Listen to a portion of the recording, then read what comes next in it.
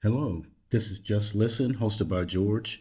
Today is March 24th, 2025. Welcome to the podcast. And as usual, I want to plug with the subscriptions and, well, subscribing, and then tell a friend and get them excited about the content. Today, I want to talk about the U.S. federal government policy on the Trump admin, which is the executive branch of government, versus the federal courts or the judicial branch. I think that this topic is very important. As a voter, we need to understand that there will be clashes between the two branches of government. And that can be a healthy thing. As you know, it is over immigration and on the downsizing. Over the last couple of months, well, last 4 or 5 podcasts, I've done focal points with some of these issues. And of course, the latest one being the Department of Education. They're trying to shut down that agency. So, the executive branch of government is over the federal workforce, as I have established. And no matter who is in the White House, we have to understand that, first of all, you campaign on things, and if the majority of the people agree with you and you get elected in our system, your ideas need to take hold. Now, we can compare the first Trump administration and the second one. In the first Trump administration, what was happening was the people that the president appointed would say, well, I don't think that you should do that. They were more status quo, in my opinion.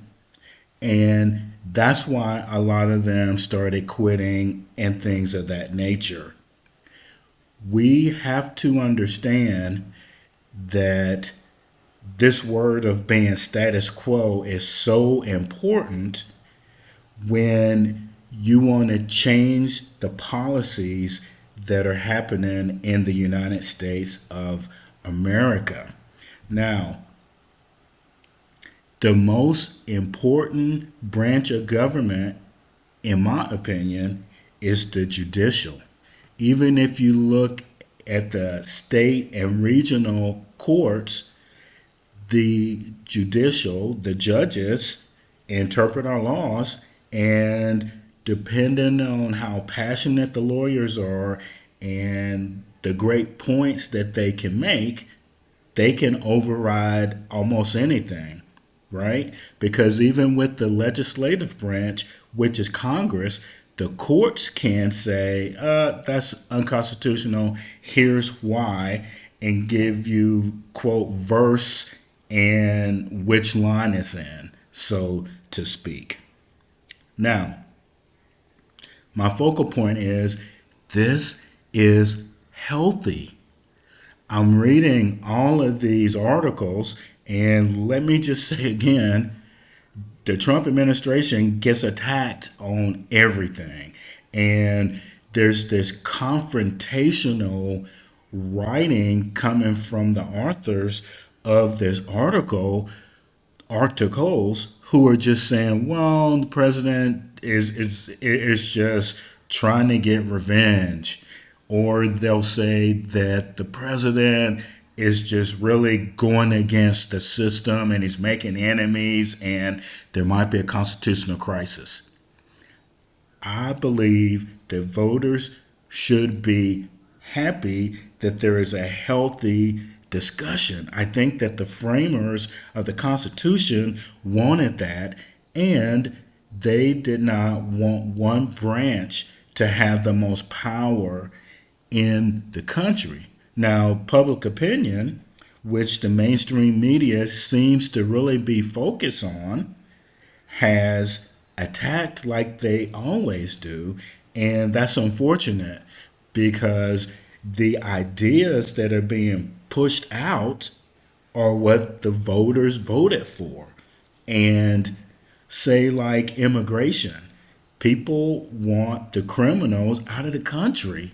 And as I've previously have spoken, folks are like grouping all of the groups together and saying that ICE and other administrative entities are just randomly saying, "Hey, you look like you're from South America region," and then grabbing them and kicking them out of the country. That is not happening.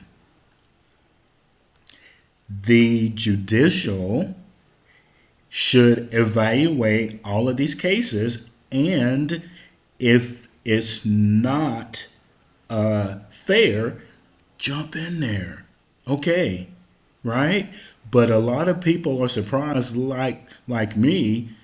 Why are the United States defending hardened criminals that they are deporting out of the U.S.? Why would we be against that? Now, the judicial, rightly so, should evaluate it. Now, what they should do is fast track some of these too, because the evidence will show that if they are not U.S. citizens, the Constitution doesn't apply to them. And like I said, the mainstream media will go out and find somebody out of thousands who was unjustly treated, and they become the poster child for that. This whole blending of issues is a new strategy that I've seen to confuse people and to make them angry. The second thing is the judicial uh, uh, judges, they are that check and balance that we heard growing up for the branches of government. And whenever an executive order is made by the Trump administration, it's challenged. And it should be under certain circumstances. Any president can issue executive orders. And of course, remember, Biden tried to do an executive order to pay off all of the student debt. Well, the lawyer cadre was filing grievances to stop it. That's normal. That's healthy. So the balance of power from the judicial and the executive, we should be celebrating that. No one entity is always right. And our laws can be complicated depending on how they are written. We have to look at the executive orders as challenging the status quo, no matter what it is. We don't have to dig into any details. And also remember, the executive order is only in effect while that person is president. The next president can come in and change it back to how it was. Here's an example. USA, the Department of Education, if in 3.5 years we elect a Democrat, as long as Congress hasn't made that the law of the land, they can turn it back. So all this frustration and anger and being scared of the future doesn't work. It is a great way to just scare people into doing protests. Now, there's a difference between doing a protest and a demonstration, as you well know. It seems like at times people are just trying to get people set off and angry and force them to do something, right? Because Elon Musk versus the judicial system has been that way, and the courts have stepped in as appropriate and have stopped things from happening. Here's an example. With USAID, I've talked about them a lot. They had allocated $50 billion. Okay, they had 10,000 people. So the government efficiency wing went in there and said, well, wow, look at what we're doing. Now, we have to get out of the weeds on this one for some of the specialized things that they were doing. Okay, so my opinion is they rightly said, wow, 50 billion is a lot to spend. However, the judicial branch said, hey, this money's already been allocated, so most of it has to go to them.